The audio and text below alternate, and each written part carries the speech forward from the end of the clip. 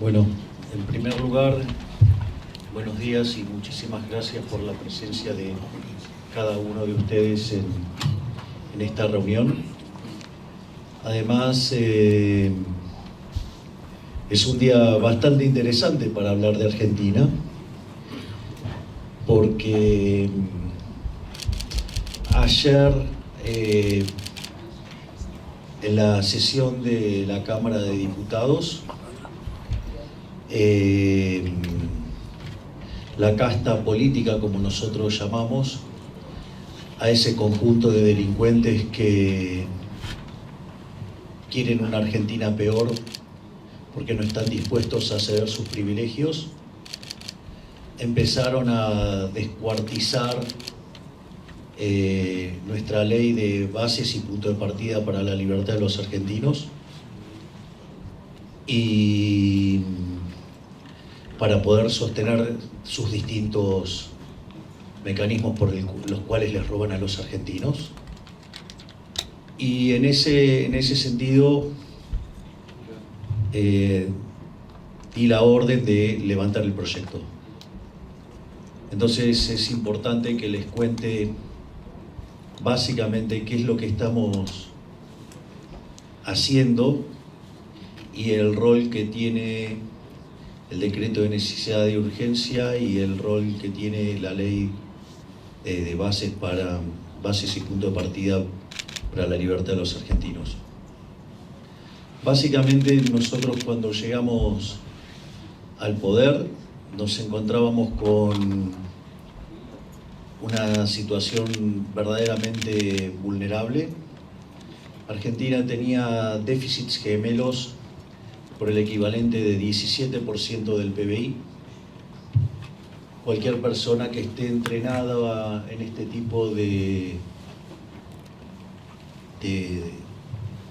medidas y de análisis sabrán que es una situación extremadamente vulnerable, en la cual la Argentina estaba en condiciones de caer en una hiperinflación.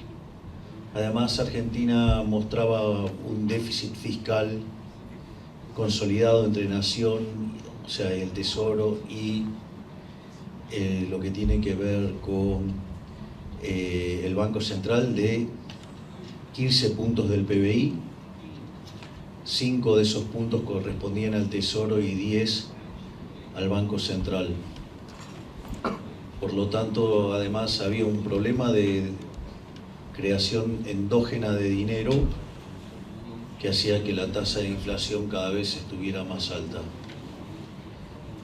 De hecho, a lo largo del gobierno de Alberto Fernández, esa inflación fue subiendo.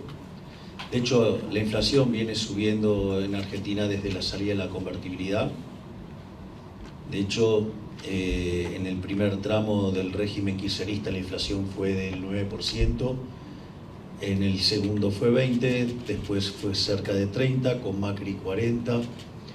En lo que tiene que ver con Alberto Fernández, en sus 4 años tuvo más de 1000% de inflación.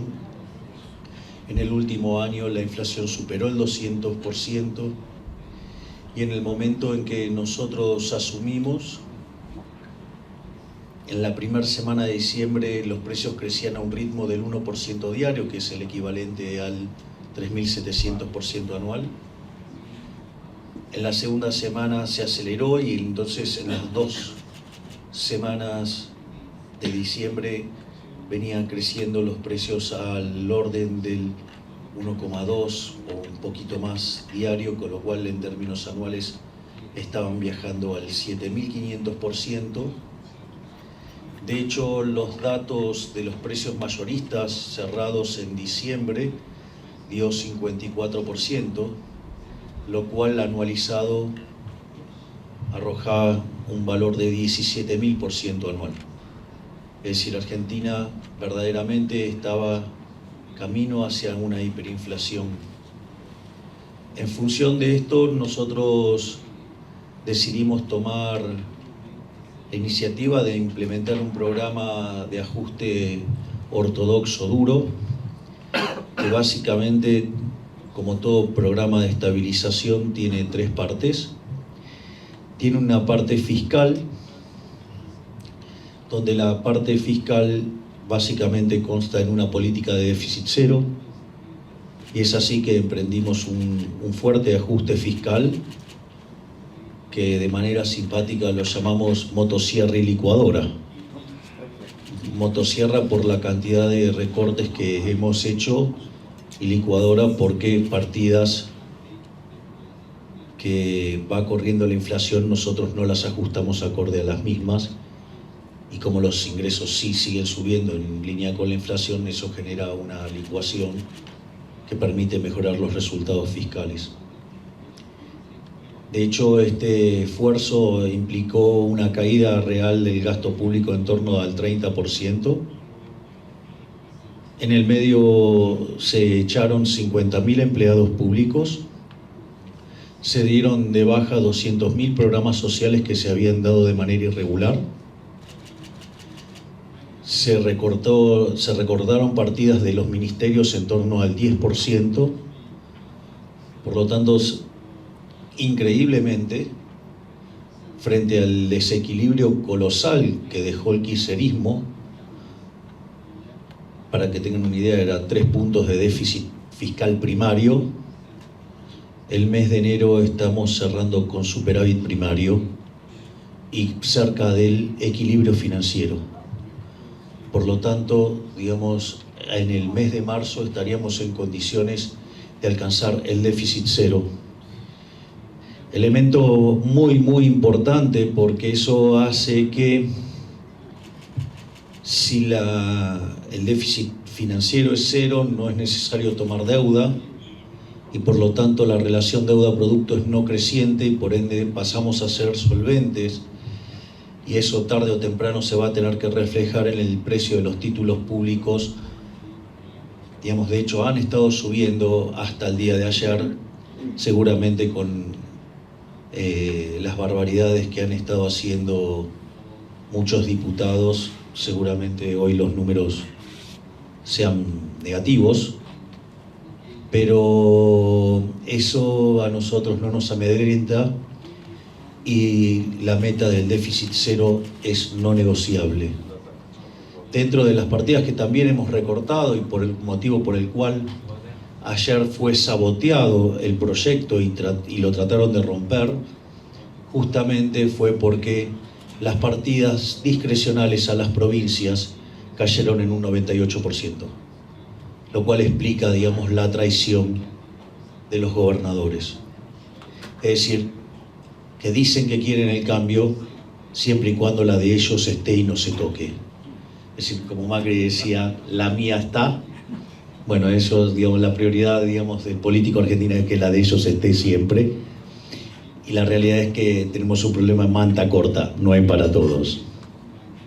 Además, no tienen por qué tener que justificar su robo, porque robar está mal.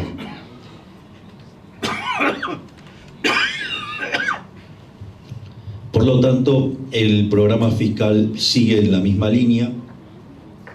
En paralelo estamos aplicando un programa de saneamiento del Banco Central para terminar con el déficit cuasi fiscal, para tener un orden de magnitudes de lo que estamos haciendo. Nosotros, cuando recibimos el Banco Central, teníamos reservas internacionales netas negativas por cerca de 10.500 millones de dólares. Y en ese contexto iniciamos un proceso de saneamiento del balance del Banco Central con el compromiso de no volver a emitir bajo ningún punto de vista, bajo ningún tipo de criterio para financiar al fisco. Y de hecho, desde que asumimos hasta hoy, la base monetaria prácticamente no cambió. Pero es interesante porque en el medio hemos comprado 6.500 millones de dólares, es decir que pasamos de estar menos 10.500 a estar a menos 4.000 en reservas internacionales netas. De la meta que nos propuso el fondo para el año, evidentemente ya cumplimos el 65% de la meta. Obviamente que estamos para sobrecumplir la meta también en el plano fiscal. Y esto es muy interesante porque si estuvimos expandiendo por sector externo, si además tenemos un problema que todavía no terminamos con el saneamiento del Banco Central y todavía tenemos emisión endógena por pago de intereses de los pasivos remunerados, aún así la base monetaria no cambió. Esto significa que la contracción que estamos haciendo desde el sector público es tan grande que compensa lo que se expande por sector externo y lo que se expande por sector financiero. ¿Y esto por qué es importante? Porque mientras que estamos limpiando los pasivos y los activos del Banco Central, hemos incrementado 6.500 millones de dólares de reservas y no hemos incrementado la base monetaria. Y la base monetaria hoy está en torno a los 7.800 millones de dólares. Es decir, que cuando nosotros terminemos de sanear el balance del Banco Central, Argentina estaría muy cerca de poder dolarizar sin ningún tipo de problemas. Y finalmente hemos avanzado en un sinceramiento del mercado cambiario. Al inicio la brecha se comprimió rápidamente. Cuando la política empezó a hacer de las suyas, se volvió a ampliar. Pero este programa tan agresivo que estamos llevando en materia monetaria hace que yo les pueda dar el revólver, pero les estoy sacando las balas. Por lo tanto, no van a poder tirar con nada. Es decir, si nosotros seguimos esta política de seguir limpiando el balance del Banco Central y de no emitir dinero neto, en definitiva, lo que está ocurriendo es que inexorablemente la brecha va a colapsar, cosa que pasó en los últimos días con fuerte suba en el precio de los bonos, caída del riesgo país, y donde la brecha volvió a comprimirse. Naturalmente, otra vez la política metió la cola, pero bueno, esto lo sabíamos. El régimen va a tratar de defenderse, va a tratar de sostener sus privilegios, y eso es parte de una pelea que nosotros sabíamos que íbamos a tener que dar. Dicho esto, entonces estamos claro que todo lo que tiene que ver con el programa de estabilización, que es lo que hace al corto plazo, eso no cambió en nada. Se caiga o no se caiga la ley, eso no se modifica en nada. De hecho, si yo di la propia orden de bajar la ley es porque, digamos, el programa de corto no se ve afectado por la ley. Pero prefiero que no salga nada antes que una mala ley, y mucho menos una mala ley que siga defendiendo los privilegios de los políticos corruptos. En ese sentido, entonces, ¿cuál es el rol tanto del DNU, o sea, el decreto de necesidad y urgencia, como la ley de bases? Básicamente lo que nosotros ahí explicamos y presentamos son 1000 reformas estructurales. Es decir, y el Congreso había limado bastante de la ley de bases, y hay algunas partes con el DNU que estamos con algunos problemas legales, y en ese contexto estarían quedando 500 reformas. Es decir, que en 50 días estamos poniendo 500 reformas estructurales. Es decir, mucho más de lo que hicieron todos los gobiernos de la democracia en los últimos 40 años. O para ponerlo en orden de magnitudes, cuando dicen, no, bueno, pero de la ley base solamente iban a quedar 250 artículos. Bueno, la Constitución Nacional tiene 192. Es decir, para tener un orden de magnitudes de la reforma que tenemos planeada. Y les digo más, lo que hemos presentado en estos 50 días solamente es el 25% de lo que tenemos armado. Es decir, con lo cual tenemos más. Y no solo eso, que nos quedan pendientes 3.000 reformas estructurales todavía por enviar, sino que además en este momento la unidad transitoria para la desregulación de la economía está ya avanzando con los decretos, así es que prontamente también haremos una fuerte limpieza de todos los decretos que traban el funcionamiento de la economía, y cuando terminemos con los decretos iremos por las circulares y demás. Básicamente, tanto el DNU como la ley de bases tienen dos elementos muy importantes. Voy a empezar por el más divertido y después vamos a las partes más sustanciosas. La parte más divertida es que es un típico caso de aplicación de lo que en economía de la información se llama principio de revelación, o sea, el signaling. Tanto el DNU como la ley son instrumentos que promueven devolverle la libertad a los individuos, promueven y potencian las estructuras de mercado, o sea, son reformas pro mercado, no pro firma, sino pro mercado, y al mismo tiempo elimina muchos negocios oscuros, turbios y corruptos de la política. Y eso hace que ponerse en contra de estos instrumentos los deja del lado de los ladrones, estafadores, mentirosos y corruptos que han hundido a la Argentina. No en vano, digamos, estamos publicando aquellos diputados que votaron a favor y que votaron en contra, y quiénes son los que votaron a sus traicionaron a sus votantes diciendo que estaban en favor del cambio, y en realidad son kirchneristas de buenos modales, digamos, o sea, son lobos con piel de cordero. Además, ahora también estamos publicando las fotos de estos traidores, para que la gente tenga claro, digamos, quiénes son los que le mienten de modo directo a los argentinos. Y no solo eso, sino que además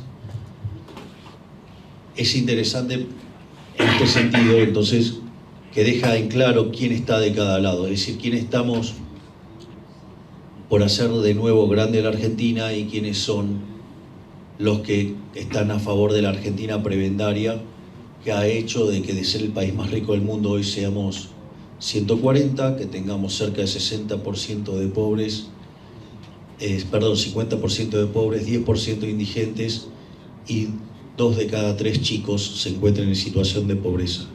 Es una situación verdaderamente muy complicada. Eso le diría la parte divertida desde el punto de vista de una aplicación concreta de un modelo de teoría económica. Divertida para mí, no para los delincuentes que están del otro lado. Pero bueno, parte del cambio es eso, es dejar en claro quiénes son los que están en contra de una Argentina mejor. Y por otro lado, ¿qué es lo que implica la conjunción del DNU más la ley de bases? Implicaba que Argentina escalara 90 puestos en términos de libertad económica. Y eso implicaba que Argentina se pareciera a países como Francia o Alemania. Es decir, que Argentina ingresara en un sendero que en un lapso de 20 a 30 años pudiera ubicarlo con un PBI per cápita por lo menos 5 veces más grande, con las consecuencias que eso tiene en términos de caída de pobreza, de indigencia y de mejora de la calidad humana. Evidentemente hay un conjunto de traidores, estafadores, que no quieren esa Argentina, que ponen por encima sus privilegios de casta, sus negocios personales, por encima de los intereses del país y consecuentemente ingresan a la política para aprovecharse del aparato represivo del Estado y así robar el dinero de los pagadores de impuestos. Por lo tanto, si bien es grave lo que hicieron en el día de ayer los traidores, lo que hay que comprender es que eso tiene que ver con el sendero de largo plazo. Y es la diferencia entre crecer a tasas del 3% o crecer, digamos, al 10%. Es la diferencia entre duplicar el PBI en 7 años o duplicarlo en 23, 24 años. Lo cual es tremendo en términos de indicadores sociales. Pero qué gracioso, porque justamente los traidores, los que votan en contra de todas estas reformas, son los que se llenan la boca hablando de los pobres y de la ayuda de los pobres. Por eso digo siempre que los progresistas, la izquierda y todo ese conjunto de empobrecedores aman tanto a los pobres que lo único que hacen es multiplicarlos. Es decir,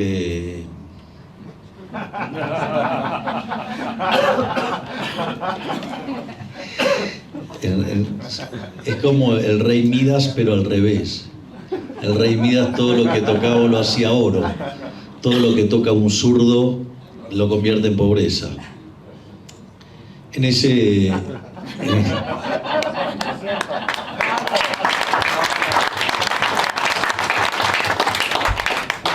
Hay una frase que suelo usar, que ahora mi novia la subió, la agregó a su espectáculo, que dice: el socialismo es siempre y en todo lugar un fenómeno empobrecedor, que fue un fracaso en lo económico, en lo social, en lo cultural, y además asesinó a 100 millones de seres humanos. Es increíble que haya gente que siga apostando por eso.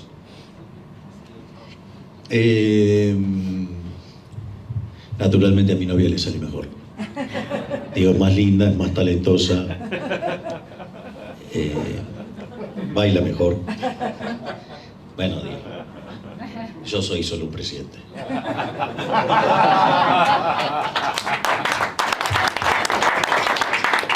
Y entonces, ¿qué quiere decir esto? Esto es un juego dinámico. Nosotros en el proceso decisorio siempre pensamos en términos dinámicos, en términos de árboles decisorios. Entonces, la realidad es que si nosotros estabilizamos la economía, la inflación ha empezado a bajar.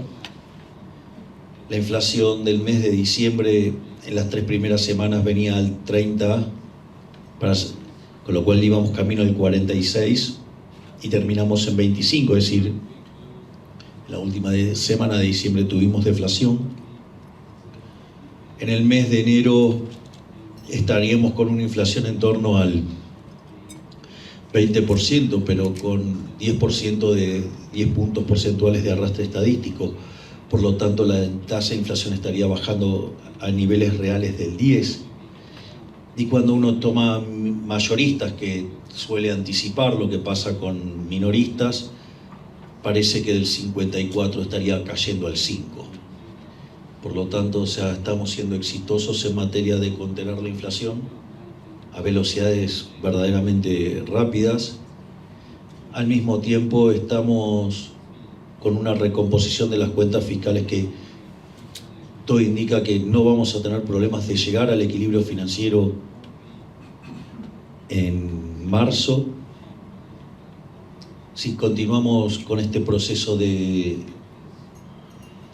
saneamiento del Banco Central, podríamos estar liberando el cepo a mediados de año, y al liberar el cepo y eliminar ese exceso de demanda subyacente en el mercado de divisas, se eliminaría el exceso de oferta en el mercado de bonos, con lo cual el precio de los bonos subiría y la tasa de interés caería el riesgo país. Eso eliminaría el exceso de oferta en el mercado de bienes, con lo cual tendríamos un rebote en el nivel de actividad económica y eso generaría mayor demanda de trabajo, con lo cual eliminaría el exceso de oferta del mercado de trabajo, mejoraría los salarios reales, entonces sería posible reducir el gasto público en términos de asistencia social y además la economía empezaría a rebotar. Además, la destrucción de capital que tuvo la economía en los últimos 20 años haría que también sería posible crecer a pesar de los comportamientos anómalos de la casta política, anómalos en términos de buena economía, ¿no? Para la economía de ellos es fabuloso. Miren, hay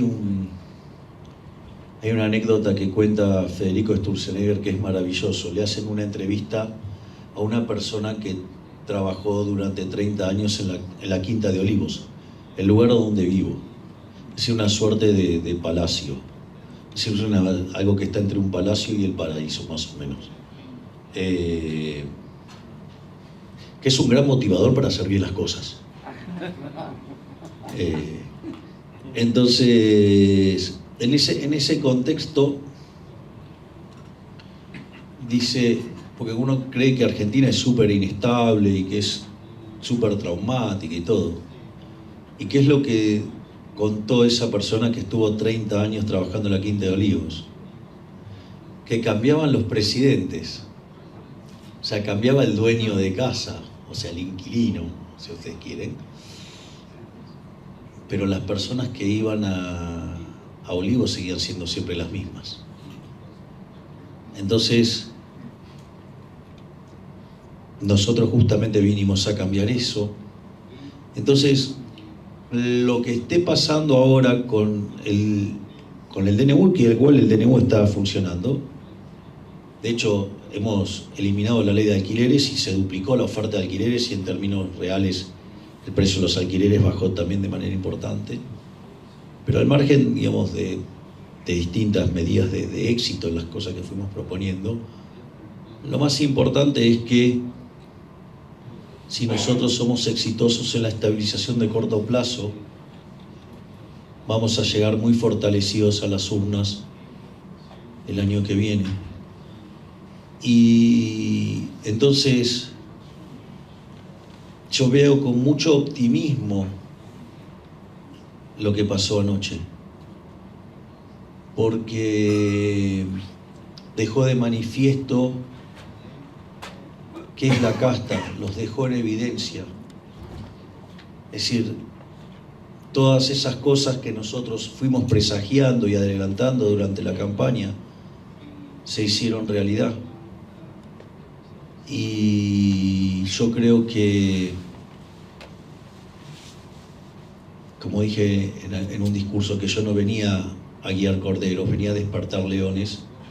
Y yo creo que ayer nuevos leones se han despertado, van a tomar conciencia de la basura inmunda, asquerosa que es la casta política argentina, y que sin lugar a dudas en el 2025 le van a dar la espalda y vamos a tener un Congreso mucho más limpio, mucho más honrado, y entonces sí va a ser posible pasar las reformas pro mercados que van a hacer que la economía argentina crezca.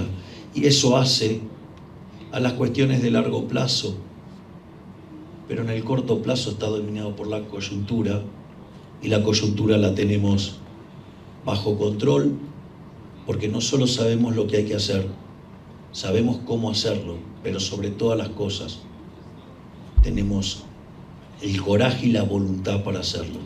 Por lo tanto, una Argentina mejor es posible y lo vamos a lograr. Muchísimas gracias.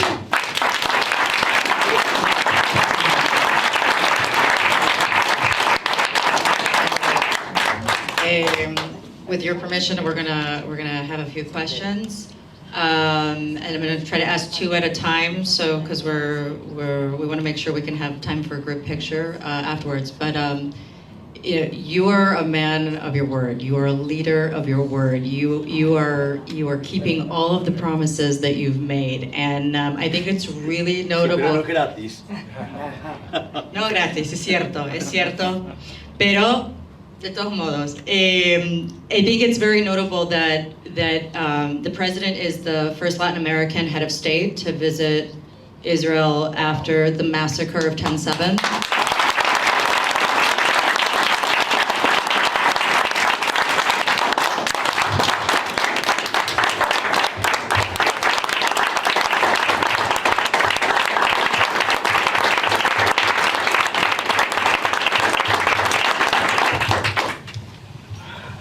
And it should also También be... era una promesa. Sí, también. And he did keep his promise to make his first diplomatic official visit to Israel, which he is fulfilling over the next 2 days while he's still here. And I think it's also notable that Argentina is the second largest economy in Latin America. And you just spoke about the challenges. Can you share with us your vision for strengthening economic ties with Israel vis-a-vis Argentina and Argentina in the world?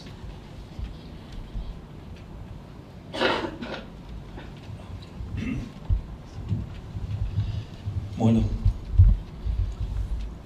si hay algo en términos generales que caracteriza a mi gobierno, es que está plagado de liberales. O sea, liberales libertarios, por decirlo de alguna manera. De hecho, tengo el honor de que esté aquí mi canciller, la doctora Mondino, que obviamente también es liberal. Así que nosotros creemos fuertemente en el comercio como un mecanismo de cooperación social, como un mecanismo que no solo beneficia a la humanidad en términos de las ganancias de productividad que implica el comercio, que es Cheroslim Dixit, sino que además, como decía Bastiat, donde entra el comercio no entran las balas, y por ende el comercio es un mecanismo por el cual se promueve la paz entre los pueblos, aun cuando no se quieran. Por lo tanto, nosotros tenemos una fuerte posición en favor del libro de comercio en lo moral, en lo utilitario y en lo pragmático de una forma de convivir de mejor manera. En este sentido, es la forma en la cual nosotros miramos el mundo. Nosotros no miramos el mundo como un riesgo, lo miramos como una oportunidad. Y eso es como marco general. Y naturalmente, en cuanto al caso de Israel, digamos, nosotros somos una de las comunidades judías más grandes del mundo y por lo tanto los lazos son muy fuertes. Y no solo eso, sino que además no solo están los lazos en el plano comercial, sino que hay un plano espiritual. Y sí, una de las cosas que me ha enseñado mi rabino Axel Banish es aprender a encontrar el vínculo entre lo material y lo espiritual, que es una tremenda máquina de prosperidad. Así es que en el caso de Israel, digamos, se potencian estos dos elementos de fuerte integración, el intento de fuerte integración económica y muy especialmente la integración que existe afectivamente entre los dos pueblos. Así es que es un elemento que nosotros creemos que es una fuente de prosperidad adicional. Amazing, thank you. And going back to we'll move on to the next question between the spiritual and and the economic, you made a very, very exciting announcement yesterday about that I think everyone was anticipating about moving the Argentine embassy to Jerusalem. We are all very excited for this, and we're wondering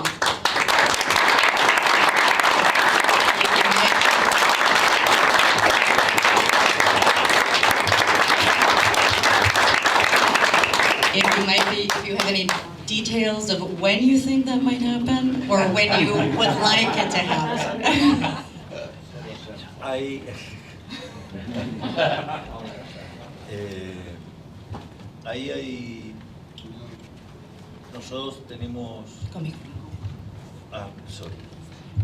Nosotros tenemos un fuerte compromiso con efectivamente mudar la embajada a Jerusalén Occidental, o sea, es una decisión tomada, es decir, es una decisión tomada. Bravo.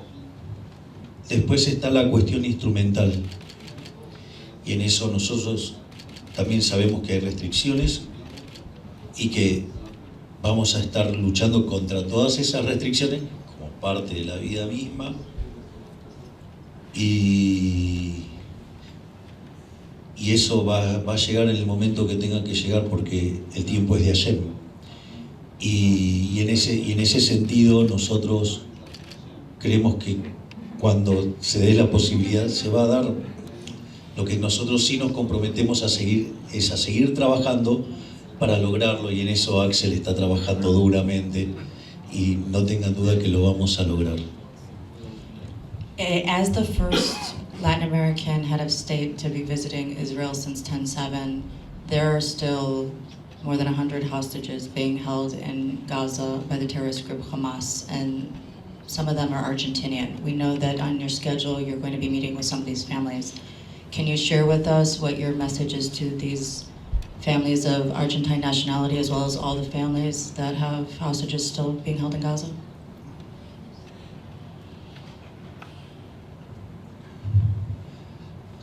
El mensaje es el mismo que di en Buenos Aires, es el mismo que